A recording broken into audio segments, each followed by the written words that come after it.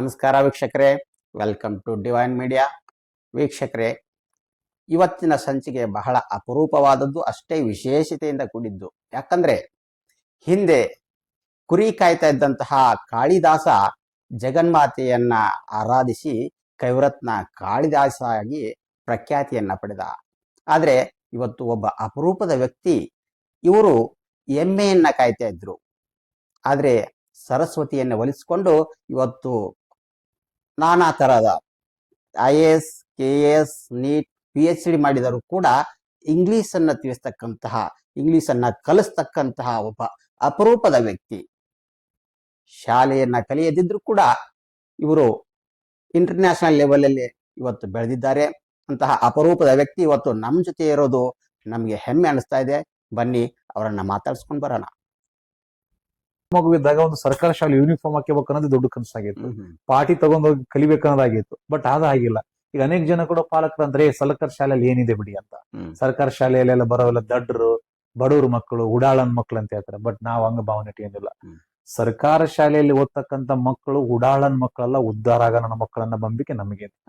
ಅದರ ಜೊತೆಗೆ ಸರ್ಕಾರ ಶಾಲೆಯಲ್ಲಿ ಓದ್ತಕ್ಕಂಥವ್ರು ಬಡವರ ಮಕ್ಕಳಲ್ಲ, ಬಲಿಷ್ಠರು, ಬಲ್ಲವರು, ಪಂಡಿತರು, ವೀರರು, ಶೂರರು, ಈ ದೇಶದ ಆಸ್ತಿ ಅಂತ ಏನಾನಿದ್ರೆ ನಮ್ಮ ಗ್ರಾಮೀಣ ಪ್ರದೇಶದ ಸರ್ಕಾರ ಶಾಲೆ ಮಕ್ಕಳು ಅಂತ. ಯಾಕಂದ್ರೆ ಆ ಮಕ್ಕಳಲ್ಲಿ ಅಂಕ ಸಂಕದಲ್ಲಿ ಒಂದು ವೇಳೆ ಕಡಿಮೆ ಇದ್ರೂ ಪರವಾಗಿಲ್ಲ, ಅವ್ರು ಪ್ರಾಕ್ಟಿಕಲ್ ಆಗಿ ಕಲ್ತಿರ್ತಾರೆ ಕಲಿಕೆ.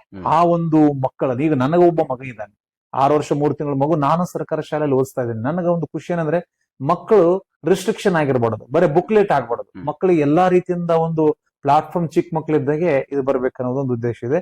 ಸೊ ಖಂಡಿತ ಯಾವ ಶಾಲೆ ಅಂತ ನಾನೇನು ಮೆನಿಪ್ಯುಲೇಟ್ ಮಾಡ್ತಿಲ್ಲ, ಇದರ ಪ್ರೈವೇಟ್ ಆರ್ ಗೌರ್ಮೆಂಟ್ ಅಂತೇಳಿ. ಬಟ್ ನಾವು ಸೇವೆ ಮಾಡೋ ಒಂದು ಮನೋಭಾವನೆ ಜಾಸ್ತಿ ಹೊತ್ತು ಈ ಒಂದು ಸರ್ಕಾರ ಶಾಲೆ ಕಾಲೇಜುಗಳಿಗೆ ಮತ್ತೆ ಗ್ರಾಮೀಣ ಪ್ರದೇಶದಲ್ಲಿ ಅವು ಅಂತ ಯಾವ ನೋಡಲ್ಲ. ಎಲ್ಲ ರೀತಿಯಿಂದ ಮಕ್ಕಳಿಗೆ ತಲುಪ್ತಕ್ಕಂಥ ಕೆಲಸ. ಯಾಕಂದ್ರೆ ಮಕ್ಕಳು ಎಲ್ಲರೂ ವಿದ್ಯಾರ್ಥಿಗಳದ, ಯಾವ ಶಾಲೆ ಆದ್ರೆ ಏನು, ಎಲ್ಲಿ ಆದ್ರೆ ಏನು, ಮಕ್ಕಳದ ಒಂದು ಭವಿಷ್ಯಗಳಾಗಿ ಬಹಳ ಮುಖ್ಯ ಅಲ್ಲ. ಹಾಗಾಗಿ ಈಗ ಈ ಒಂದು ಕಾರ್ಯಗಳನ್ನು ಮಾಡ್ತಾ ಇದ್ದೀವಿ. ಈಗ ರಮೇಶ್ ಅವರು ಹಳ್ಳಿಯಿಂದ ದಿಲ್ಲಿವರೆಗೆ ಬೆಳೆದು ನಿಂತಿದ್ದಾರೆ.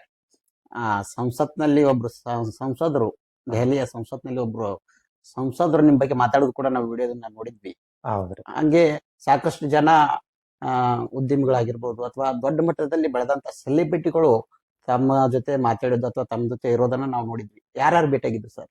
ನೋಡಿ ಸರ್, ನಾವು ಅವ್ರ ಜೊತೆಗೆ ನಾವು ಕಳೆದಿರೋದು ಒಂದು ಕ್ಷಣಗಳನ್ನ ನೆನೆಸಿದ್ರೆ ಬಹಳ ಇಂಪ್ಯಾಕ್ಟ್. ನಮ್ಮ ಮುಖೇಶ್ ಅಂಬಾನಿ ಅವ್ರು ಭೇಟಿ ಮಾಡಿದ್ವಿ, ಸಚಿನ್ ತೆಂಡೂಲ್ಕರ್ ಅವ್ರು ಭೇಟಿ ಮಾಡಿದೀವಿ. ಇನ್ನಿತರ ಅನೇಕ ಜನರ ಅಲ್ಲಿ ಅಂದ್ರ ಪರ್ಟಿಕ್ಯುಲರ್ ಆಗಿ ಅನಿಲ್ ಕುಂಬ್ಳೆ ಆಗಿರ್ಬೋದು, ಕ್ರಿಕೆಟ್ ಆಟಗಾರ ಆಗಿರ್ಬೋದು, ಗಾಯಕ ಆಶಾ ಭೋಸ್ಲೆ ಅವರಾಗಿರ್ಬೋದು, ಇನ್ನ ಫಿಲ್ಮ್ ಆಕ್ಟರ್ಸ್ ಗಳಾಗಿರ್ಬೋದು, ಅವ್ರು ಇವ್ರು ಅಂದ್ರೆ ಈಗ ನಾವು ಮೀಟ್ ಮಾಡುವ ಒಂದು ವೇದಿಕೆಗಳು ಸಿಕ್ಕಾವ್. ಈಗ ಉದಾಹರಣೆ ಒಂದು ಎಕ್ಸಾಂಪಲ್ ತಗೊಳ್ರಿ, ಮೊನ್ನೆ ಗವಿ ಸಿದ್ದೇಶ್ವರ ಅಪ್ಪಾಜಿ ಅವ್ರ ಕೊಪ್ಪಳ ಜಾತ್ರೆ ನಡೀತು. ಆ ಮಹೋತ್ಸವದಲ್ಲಿ ನಾವು ಅನೇಕ ಸರಿ ಜಾತ್ರೆಗೆ ಹೋಗಿ ಅಂದ್ರೆ ರಥ ನೋಡಕ್ ಹೋಗ್ಬಿಟ್ಟು ಎಲ್ಲೇ ದೂರ ನಿಂತು ಬಂದವ್ರು ನಾವು. ಕೊನೆಗೆ ಅಪ್ಪಾಜಿ ಅವ್ರು ನಮ್ಮನ್ನ ರೆಕಗ್ನೈಸೇಷನ್ ಮಾಡಿ ನಮ್ಮ ಸೇವೆ ಮಾಡ್ತಕ್ಕಂಥ ಕೆಲಸ ಮಾಡ್ತಕ್ಕಂಥದ್ದು ನಮ್ಮ ಅಚೀವ್ಮೆಂಟ್ಸ್ ಕೇಳಿ ಮೊನ್ನೆ ಅಭಿನವ ಸ್ವಾಮೀಜಿ ಅವ್ರು ನಮ್ಮ ಕರೆಸಿ ಕೊಪ್ಪಳ ಜಾತ್ರೆಯಲ್ಲಿ ಅಂತ ಒಂದು ವೇದಿಕೆಯಲ್ಲಿ ನಮ್ಮ ಒಂದು ಜೀವನದ ಯಶೋಗಾಥೆ ಕುರಿತು ಲಕ್ಷಾಂತರ ಮಕ್ಕಳ ಅಥವಾ ಅಲ್ಲಿರ್ತಕ್ಕಂಥ ಒಂದು ಪ್ರಜೆಗಳ ಮುಂದೆ ಹೇಳ್ಬೇಕಾದ್ರೆ ನಮ್ಗೆ ಖುಷಿ ಅನಿಸ್ತಾ ಇತ್ತು, ಸಂತೋಷವಾಗ್ತಾ ಇತ್ತು. ಈಗೂ ನಮಗೊಂದು ಅವಕಾಶ ಸಿಗುತ್ತದ ಅಂತ. ಯಾಕಂದ್ರೆ ಬೇರೆ ಬೇರೆ ಬಿಡಿ, ಈ ಸೆಲೆಬ್ರಿಟಿಗಳನ್ನ ಟಿವಿಯಲ್ಲಿ ಹೋಗಿ ಬರೋದು ಬೇರೆ, ಈ ಒಂದು ಪವಿತ್ರವಾದ ಸ್ಥಳಗಳಲ್ಲಿ ನಮಗೆ ಅವಕಾಶ ಇರುತ್ತೆ. ಆದ್ರೆ ಅನೇಕ ಜನಗಳನ್ನ ಭೇಟಿ ಆಗಿದೀವಿ, ಅನೇಕ ಜನರು ನಮಗೆ ಮಾರ್ಗದರ್ಶಕರಾಗಿದ್ದಾರೆ. ಸೊ ಒಬ್ಬೊಬ್ಬರನ್ನ ಭೇಟಿ ಮಾಡಿದಲ್ಲಿ ಒಂದೊಂದು ಕಲಿಕೆ ಆಗಿದೆ. ಇಲ್ಲಿ ನಮಗೆ ನೋಡಿ ಉದಾಹರಣೆ, ಗವಿ ಸಿದ್ದೇಶ್ವರ ಜಾತ್ರೆಯಲ್ಲಿ ಮಹೋತ್ಸವದಲ್ಲಿ ಭಾಗವಹಿಸಿದಾಗ ಅವತ್ತೇ ತೀರ್ಮಾನ ಮಾಡಿದ್ವಿ, ಇವತ್ತಿನಿಂದ 1 ತಾಸು ಹೆಚ್ಚಿಗೆ ಕೆಲಸ ಮಾಡ್ಬೇಕು ನಾವು ಅಂತ. ಒಳ್ಳೇದಕ್ಕಾಗಿ ಆದ್ಯತೆ ಕೊಡಬೇಕು, ಒಳ್ಳೆ ಕೆಲಸ ಮಾಡಬೇಕು. ನಮಗಲ್ಲಿ ಗೌರವಿಸಿದಾರೆ ಅಂದ್ರೆ ಇದು ನಮ್ಮ ಜವಾಬ್ದಾರಿ ಹೆಚ್ಚಿದೆ ಅಂತ ಅನ್ನೋದು ಒಂದು ಮನೋಭಾವನೆ. ಸೊ ಹಾಗಾಗಿ ಅನೇಕ ಇವೆಂಟ್ಗಳಲ್ಲಿ ಅನೇಕ ಸೆಲೆಬ್ರಿಟಿಗಳನ್ನ ಭೇಟಿಯಾಗಿದ್ವಿ. ಸೊ ಸೆಲೆಬ್ರಿಟಿಗಳು ಅನ್ನೋದಕ್ಕಿಂತ ಒಬ್ರಿಗೊಬ್ರು ಕಂಡ್ರು ನಾವು ಅವ್ರಿಗೆ ಅನಿಸ್ತು, ಅವ್ರಿಗೆ ನಮ್ಗೆ ಅನಿಸ್ತದೆ, ಈಗ ಕ್ವೈಟ್ ಕಾಮನ್. ಬಟ್ ಆನೆಸ್ಟ್ ಆಗಿ ಹೇಳ್ಬೇಕಂದ್ರೆ ನಾವ್ ಎಲ್ಲೇ ಹೋಗ್ಲಿ ಅವತ್ತಿಗೊಂದು ಹಿಡ್ಕೊಂಡು ಇವತ್ತೊಳಗೆ ಬಹಳ ಸರಳತೆಯಿಂದ ಬದುಕಬೇಕನ್ನೋ ಒಂದು ಬಹಳ ಕಟ್ಟತಕ್ಕಂಥ ವ್ಯಕ್ತಿಗಳು ನಾವು. ಸೊ ಇವತ್ತಿಗೂ ದೇವದುರ್ಗ ತಾಲೂಕು ಕೋತಿಗುಡ್ಡ ಅನ್ನೋ ಒಂದು ಗ್ರಾಮ ರಾಯಚೂರು ಜಿಲ್ಲೆಯಲ್ಲಿ ಅಪ್ಪ ಅಮ್ಮ ಕಟ್ಟಿದ ಮನೆಯಲ್ಲೇ ಮತ್ತೆ ವರ್ಷಕ್ಕೆ 110-150 ದಿನ ಕೃಷಿ ಕೆಲಸ ಮಾಡುತ್ತಾ ಚಿಕ್ಕ ಮನೆಯಲ್ಲಿ ಚಿಕ್ಕ ಕುಟುಂಬಗಳ ಜೊತೆಗೆ ಹಳ್ಳಿ ಜೀವನದಲ್ಲಿ ನಾವು ಕಳಿತಾ ಇದೀವಿ. ಯಾಕಂದ್ರೆ ವೇರಿಯೇಷನ್ ನೋಡಿ, ನಾವು ಹಳ್ಳಿದ್ರಲ್ಲಿ ಹಳ್ಳಿಯಿಂದ ಡೆಲ್ಲಿವರೆಗೆ ಹೋಗಿದೀವಿ ಅಂತ. KSRTC ಬಸ್ ಹತ್ಲಾರ್ದಂತ ಮನುಷ್ಯ 16 ವರ್ಷ ತನಕ ಇವತ್ತು 30 ಟೈಮ್ ಫ್ಲೈಟ್ಗಳು ಹತ್ತಿ ಬಂದಿವಿ. ಆದ್ರೆ ನಾವ್ ಎಲ್ಲ ಜಗತ್ ಸುತ್ತ ನಮ್ಮ ಗ್ರಾಮೀಣದಲ್ಲಿ ನಾವ್ ಹೇಗಿರ್ಬೇಕು ಹಾಗೆ ರೀತಿಯಿಂದ ನಾವು ಬರ್ತಾ ಇದೀವಿ. ಈಗ ರಮೇಶ್ ಬಲ್ಲಿದವರು ಬಹಳಷ್ಟು ಯುವಕರಿಗೆ ರೋಲ್ ಮಾಡೆಲ್ ಆಗಿದ್ದಾರೆ. ಯುವಕರು ತಮ್ಮ ನಿಟ್ಟಿನಲ್ಲಿ ಬೆಳೆಯೋದಕ್ಕೆ, ನಮ್ಮ ಹಾಗೆ ಫ್ಲೂಯೆಂಟ್ ಆಗಿ ಇಂಗ್ಲಿಷ್ ಅನ್ನ ಮಾತಾಡೋದಕ್ಕೆ ಯಾವ ನಿಟ್ಟಿನಲ್ಲಿ ಹೆಜ್ಜೆಯನ್ನು ಇಡ್ಬೇಕಂತೀರಿ? ಸರ್ ಅದು ವಯಸ್ಸು ಯಾವುದು ಇದೆಲ್ಲ, ಏಜ್ ನೋ ಅಂದ್ರೆ ಲಿಮಿಟೇಷನ್ ಏನಿಲ್ಲ. ಅಧ್ಯಯನ ಮಾಡ್ಬೇಕಂತ ಮನಸ್ಥಿತಿಯಲ್ಲಿ ಬಂದ್ರೆ ಅದು ಒಂದು ಇಂಗ್ಲಿಷ್ ಅನ್ನೋದು ಸಬ್ಜೆಕ್ಟ್ ಅಂತ ಮೊದ್ಲೇ ತಿಳ್ಕೊಬಾರ್ದು. ಇಂಗ್ಲಿಷ್ ಅನ್ನೋದು ಸ್ಕಿಲ್ಸ್ ಅಂತ ಕರಿತೀವಿ ನಾವು. ಹಾ, ಹಾ. ಓದುದು, ಬರೆಯೋದು, ಮಾತಾಡೋದು, ಕೇಳುವುದು ಇವ್ರನ್ನ ಎನಿ ಟೈಮಲ್ಲಿ ಕೂಡ ಮಾಡ್ಬೋದು. ದಿನಕ್ಕೆ ಒಂದೊಂದು 40 ನಿಮಿಷ ಬೆಳಗ್ಗೆ ಮತ್ತು ಸಾಯಂಕಾಲ ಅಧ್ಯಯನ ಮಾಡ್ತಕ್ಕಂಥ ಅಭ್ಯಾಸ ಮಾಡಬೇಕು. ಈ ಇಂಗ್ಲಿಷ್ ಫ್ಲೂಯೆಂಟ್ ಆಗಿ ಮಾತಾಡ್ಬೇಕಂದ್ರೆ ನಾವು ಮಾತಾಡೋದು ಫಸ್ಟ್ ಕಲಿಬೇಕು. ಅಂದ್ರೆ ಪ್ರಯತ್ನ ಮಾಡ್ಬೇಕು. ತಪ್ಪು ಸರಿ ಅದು ಗ್ರಾಮಟಿಕಲ್ ಮಾತಾಡ್ತೀವಿ ಬಿಡ್ತೀವಿ ಅನ್ನೋದಕ್ಕಿಂತ ನಾವೇನ್ ಮಾಡ್ಬೇಕಂದ್ರೆ ನಾವು ಅದನ್ನ ಅಟ್ಮಾಸ್ಫಿಯರ್ ಬಿಲ್ಡ್ ಮಾಡ್ಬೇಕು. ಮನೆಯಲ್ಲಿ ಟಿವಿ ನೋಡ್ತಾ ಇದ್ರೆ ಇಂಗ್ಲಿಷ್ ಚಾನಲ್ ನೋಡಿದ್ರೆ ಸಬ್ ಟೈಟಲ್ ಇರ್ತಕ್ಕಂಥದ್ದು ನೋಡ್ಬೇಕು. BBC ನ್ಯೂಸ್ ನೋಡ್ಬೇಕು, ESL ಪಾಡ್ಕಾಸ್ಟ್ ನೋಡ್ಬೇಕು. ಇವತ್ತು ಸೋರ್ಸ್ ತುಂಬಾ ಇದೆ. ನಾವು ಒಳ್ಳೆ ಸೋರ್ಸ್ ನ ಕಂಟೆಂಟ್ ತಗೊಂಡ್ ಬಳಕೆ ಮಾಡ್ತಾ ಬಂದ್ರಾಗತ್ತೆ. ದಿನಕ್ಕೊಂದ್ ಸ್ವಲ್ಪ ಅಭ್ಯಾಸ ಅವೆಲ್ಲ ಮಾಡ್ಬೇಕು. ಜೊತೆಗೆ ಕಲಿಬೇಕನ್ನೋ ಒಂದು ಆಟ ಬಂದ್ರೆ ಅದೇನ್ ದೊಡ್ಡದಲ್ಲ ಸರ್. ಬೇಕಾದವ್ರು ಬೇಕಾದ್ರೆ ಕಲಿತಾರೆ.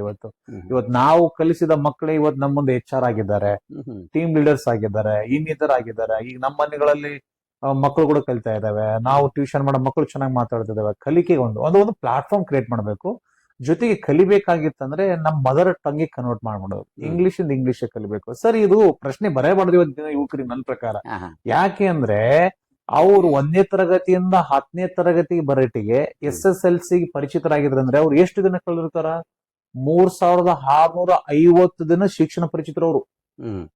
ಒಂದು ವೇಳೆ ಕಲಿಬೇಕನ್ನೋದು ಅವ್ರ ಮನಸ್ಸಲ್ಲಿ ಅವಾಗ್ಲಿಂದಾಗ್ಲೂ ಬಂದಿತ್ತಪ್ಪ ಅಂದ್ರೆ ವರ್ಷದಲ್ಲಿ 365 ದಿನಗಳಲ್ಲಿ ದಿನಕ್ಕೆ ಒಂದೇ ಒಂದು ಪದ, ಶಬ್ದ, ಅಕ್ಷರಗಳನ್ನ ನಾವು ಅಭ್ಯಾಸ ಮಾಡ್ತಾ ಬಂದಿದ್ರೆ ನಮ್ಗೆ ಎಷ್ಟು ಶಬ್ದಕೋಶ ಇರ್ಬೇಕಾಗಿತ್ತು? ಇವತ್ತು 3650 ಶಬ್ದಕೋಶ ನಮ್ಮ ಹತ್ರ ಇರ್ಬೇಕಾಗಿತ್ತು. ಹೌದು. ಆ ಶಬ್ದಕೋಶ ನಮ್ಮ ಹತ್ರ ಇದ್ದಿತ್ತಂದ್ರೆ ನಾವು ಇವತ್ತು PUC ಬರಟಿಗೆ, ಡಿಗ್ರಿಗೆ ಬರಟಿಗೆ ಹಿಂಗೆ ಹೆಚ್ಚಾಕಂತ ಹೋಗಿರೋದು. ಸೊ ಕಲಿಯುವ ಯುವಕರಿಗೆ ಒಂದು ಹೇಳಕ್ ಇಷ್ಟಪಡ್ತಾ ಇದ್ರೆ, ಇಂಗ್ಲಿಷ್ ಈಸ್ ನಾಟ್ ಡಿಫಿಕಲ್ಟ್. ಅದು ಟಫೇ ಅಲ್ಲ. ಸೊ ಕಲಿಬೇಕಂತ ಛಲ ಇದ್ರೆ ಅತಿ ಕಡಿಮೆ ಸಮಯದಲ್ಲಿ ಕೂಡ ಕಲಿಬಹುದು. ಈಗ ಇತ್ತೀಚೆಗೆ ಟ್ರೆಂಡ್ಸ್ ಆಗಿ ಬಂದಿದೆ. 45 ದಿನದಲ್ಲಿ ಕಲ್ರಿ, 35 ದಿನದಲ್ಲಿ ಕಲಿಬಹುದು, ಕೋರ್ಸ್ಗಳಲ್ಲಿ ಕಲಿಬಹುದು. ಅದೆಲ್ಲ ನನಗ ಹೇಳ್ಬೇಕಂದ್ರೆ ನಿಮ್ಮ ಶ್ರಮ ಯಾವಾಗ ಆಗ್ತರಿ ಅವಾಗ ಅದು ಕಲಿಕೆಗೆ ಪ್ರಾರಂಭ ಆದಂಗೆ. ಅಧ್ಯಾತ್ಮ ಮಾಡ್ಬೇಕಂದ್ರ ಮುಂಜಾನೆ ಸಾಯಂಕಾಲ ಸಾಧ್ಯತೆ ದಿನಕ್ಕೆ 1-2 ತಾಸು ಓದುವುದಾಗಿರ್ಬೋದು, ಬರೆಯುವುದಾಗಿರ್ಬೋದು, ಮಾತಾಡುವುದಾಗಿರ್ಬೋದು. ನನಗೆ ಈಗ ಯಾರು ಮಾತಾಡೋ ಸಿಕ್ಕಿಲ್ಲ ಅಂದ್ರೆ ಇವನ್ ಕನ್ನಡಿ ಮುಂದೆ ನಿಂತು ನಿನ್ ಮಾತ್ ನೀನೇ ಹಾಡಿಗೇಸಿ ತಪ್ಪು ಸರಿ ಕೂಡ ನಾವು ವೆರಿಫಿಕೇಶನ್ ಮಾಡೋದು. ಸ್ಟೇಜ್ ಫಿಯರ್ ಇಂದ ಹೊರಗಡೆ ಬರತಕ್ಕಂಥದ್ದಾಗುತ್ತೆ. ಸೊ ಇದನ್ನ ಕಲಿಬೇಕಂದ್ರೆ ಜಾಸ್ತಿ ಕೇಳುವ ಅಭ್ಯಾಸನ ಮಾಡಬೇಕು. BBC ನ್ಯೂಸ್, ಯಾವುದೋ ಒಂದು ನ್ಯೂಸ್ಗಳಾಗಿರ್ಬೋದು ಕೇಳಬೇಕು. ಮತ್ತೆ ಜೊತೆಗೆ ಮಾತಾಡುವ ಒಂದು ಛಲ ಬೆಳೆಸಬೇಕು.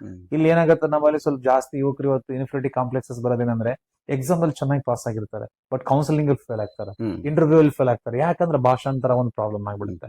ಸೊ ಎಕ್ಸಾಮ್ ಎದುರಿಸಿದ ಮನುಷ್ಯ ಅಲ್ಲಿ ಫೇಲ್ ಆಗ್ತಾನೆ ಅಂದ್ರೆ ಅದು ಅಂದ್ರೆ ಕಮ್ಯುನಿಕೇಶನ್ ಕೂಡ ಅಷ್ಟೇ ಬಹಳ ಮುಖ್ಯ ಅಂತ. ಸೊ ರಿಲೇಟೆಡ್ ಎಲ್ಲ ಅದನ್ನ ಅದೇ ಸಂದರ್ಭದಲ್ಲಿ ಯೂಸ್ ಮಾಡ್ಕೋಬೇಕು. ಈಗ ತುಂಬಾ ಸೋರ್ಸ್ ಇದೆ ಸರ್, ತುಂಬಾ ಸೋರ್ಸಸ್ ಇದೆ. ತುಂಬಾ ಈಗ ಯೂಟ್ಯೂಬ್ ಅಲ್ಲಿ ಅಂದ್ರೆ ಸಾಕಷ್ಟು ಕಂಟೆಂಟ್ ಓರಿಯೆಂಟೆಡ್ ಟೀಚರ್ಸ್ ಇದಾರೆ. ಇವತ್ತು ಏನು ಕ್ಲಾಸ್ಗಳಲ್ಲಿ ಅಂತೇಳಿ ಕಾಯಕ್ ಹೋಗೋದು ಕಾಸ್ಟ್ಲಿನೇ ಇಲ್ಲ. ಎಲ್ಲಿ ಹೋಗಿ ಅಡ್ಮಿಟ್ ಮಾಡೋದು.